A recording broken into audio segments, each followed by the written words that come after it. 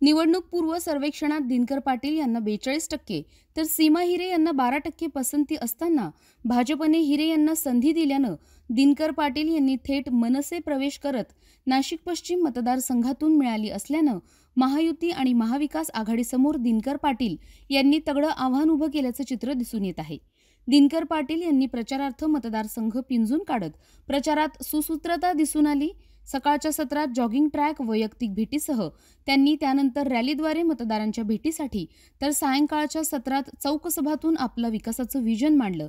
गेल्या 10 ते 15 दिवसात तब्बल 170 चौकसभातून मतदारांपर्यंत पोहोचण्याचं काम दिनकर पाटील यांनी कसोशीनं पूर्ण केलं आहे. रविवारी देखील सायंकाळच्या सत्रात प्रभाग क्रमांक 24 मध्ये चौक सभांचं आयोजन करण्यात आलं होतं. यावेळी येथील पदाधिकारी सौरभ खैरनार यांनी प्रास्ताविक मांडत परिसरातील समस्या सोडवण्यासाठी दिनकर पाटील यांना विजयी करण्याचं आवाहन केलं.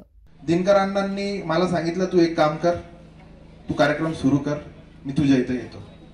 मग खर्च खूप वाढत होता. मुलं म्हणे तू पैसे का नाही घेतले, ते देत होते, ते द्यायला तयार होते. म्हटलं मी वेगळ्या पक्षाचा आहे, मी लगेच पैसे घेऊ नाही शकत.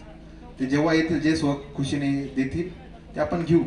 आणि मग त्यांचा बॅनर लागल्यावरती मी पुन्हा त्यांना आरतीसाठी बोलवायला गेलो आणि ते आले आणि त्यांनी अनेक इथं महिला असतील, आम्हाला अपेक्षाही नव्हती. त्यांनी कार्यक्रम बघितला, कार्यक्रमाची माहिती घेतली आणि सगळ्यांसमोर आम्हाला काही न विचार करता 50,000 रुपये रोख देऊन टाकले. आम्हाला सगळ्यांसमोर देऊन टाकले आणि आम्हाला तेव्हा त्या पैशांची खूप गरज होती. त्याच्यामुळे आम्ही ते घेतल्यानंतर त्यांचा फोन आला, तुला कुठलाही, मला माहिती म्हणे तू मनसे ते, पण तेव्हा आम्हालाही शेवटी आम्ही राजकारणात आहे, मलाही थोडी कुणकुण लागली होती की अण्णा आता मनसेत प्रवेश करणार आहेत. त्याच्यामुळे मी काही संकोच केला नाही. ते बोलले कुठलीही धार्मिक गोष्टीला असो किंवा कुठल्याही गोष्टीला तुला अडचण आली, मला कधीही फोन कर. आणि त्याचा प्रत्यय मला दुसऱ्याच दिवशी आला. आपला डान्सचा कार्यक्रम होता जागर आदिशक्तीचा आणि लाईट गेली होती. कुठल्या तांत्रिक गोष्टींनी ती गेली असेल, लाईट गेली आणि सगळ्या महिला खूप अपेक्षेने आल्या होत्या, सजून आलेल्या त्या लहान मुलाप्रती स्पर्धक होते. खूप गोंधळ उडाला. आता काय करायचं, तर त्या दिवशी रात्री माझ्या मते 11-12 पर्यंत लाईट आली नाही. अनेक महिलांना कळलंही नाही की कार्यक्रम चालू आहे. मी अण्णांना फोन केला, म्हटलं अण्णा असं झालं, आता काय करू. म्हणजे 5 मिनिटात मी जो मुख्य अधिकारी त्याला सांगतो. अण्णांनी एवढी यंत्रणा हलवली की जेवढे पदाधिकारी होते MSEBचे सगळीच्या सगळी टीम इथं आली. ते बोलले फक्त आम्ही एका फेजवरती या मंडपाला लाईट देतो ना, फक्त आपल्या इथला कार्यक्रम एका फेजवरती 2 तास चालला होता अण्णांमुळे. एवढी ताकद मी तेव्हाच ओळखून घेतलं की हा माणूस आपल्या किती कामाचा आहे. यावेळी ज्येष्ठ नागरिकांच्या हस्ते दिनकर पाटील यांचा शाल आणि श्रीफळ देऊन सत्कार करण्यात आला. यावेळी मनसेचे राज्य उपाध्यक्ष सलीम मामा शेख यांनी नाशिक शहरातील मंदिर वाचवण्यासाठी दिनकर पाटील यांनी मोलाची भूमिका बजावली असल्याचं सांगितलं. या ठिकाणचे रस्ते बघा, 2 पक्षामधलं महाराष्ट्र निर्माण सेना आणि भारतीय जनता पार्टी ह्या दोघा पक्षामधलं मूल्यमापन करा. मूल्यमापन करून तुम्ही मतदान करा. 2012 ते 2017 या कालावधीमध्ये सर्वात जास्त कामं कोणी केली? 2012 आम्ही कामं केली. 2017 ते 2022 दिनकर अण्णा पाटील हे सभागृह नेते होते. आपल्याला सांगावं लागेल, माननीय सुप्रीम कोर्टाच्या आदेशानुसार या शहरातली मंदिरं तोडली जात होती. आम्ही सुप्रीम कोर्टाचा अवमान करत नाहीये, पण त्यावर दिनकर अण्णांनी, आम्ही सर्वांनी, दिनकर अण्णा होते, मी स्वतः होतो. माझं नाव माहित नसेल तर मी नगरसेवक सलीम मामा शेख सातपूरहून,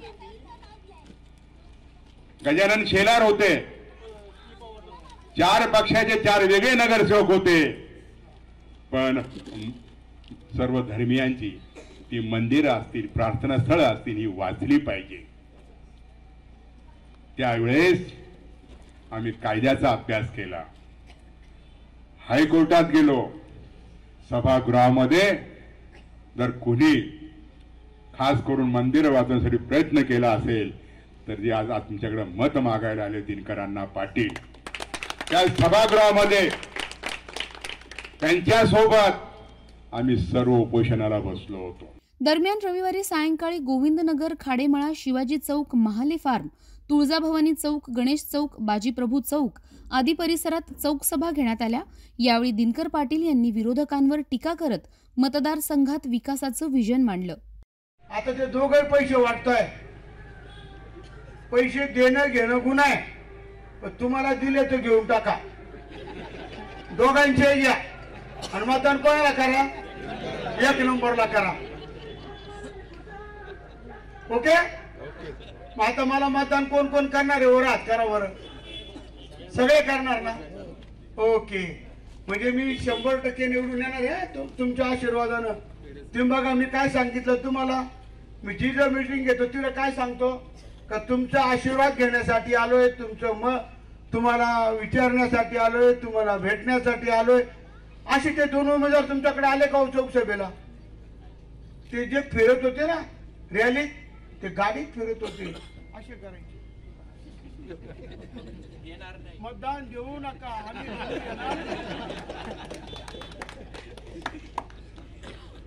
आणि मी तुमच्या पाया पडत होतो का नाही बाबा? मला वडील माणूस दिसला माझ्यापेक्षा मोठा वयाने की मी पाया पडतो, मग ती माझी माता असो पुरुष असो, आपली ती हिंदू संस्कृती, बरोबर का नाही? हिंदू संस्कृतीत आपण ते पाळलं पाहिजे। आणि पांडुरंगाच्या दारी तुम्ही गेले का पंढरीला, प्रत्येक जण एकमेकाच्या पाया पडतो बघा, माऊली माऊली माऊली, तिला तर काही लहान मोठ्याचा भेदच नाहीये। आणि मग मी त्या सांप्रदायिक मध्ये वाढलेला कार्यकर्ता आहे।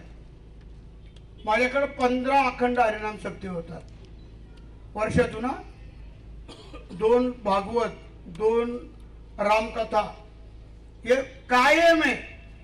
45 वर्षापासून सलग खंड नाही, म्हणून मी अध्यात्माचा सुद्धा कार्यकर्ता आहे। मत रेल्वे इंजिन 1 नंबर बटनला द्या, नुसतं तुमचं नको, पूर्ण मतदारसंघात तुमचे जिथं जिथं नातेवाईक असतील, मित्र परिवार असेल, त्यांना सांगा। एवढं बोलतो आणि थांबतो। आमच्या अंकुश पवार पण बाईट दिनकर पाटील। यावेळी या चौक सभांना राज्य उपाध्यक्ष सलीम मामा शेख, जिल्हाध्यक्ष अंकुश पवार, शहराध्यक्ष सुदाम कोंबडे, सचिन रोजेकर, सचिन सिन्हा आदींसह मनसे पदाधिकारी, कार्यकर्ते आणि मतदार मोठ्या संख्येनं उपस्थित होते।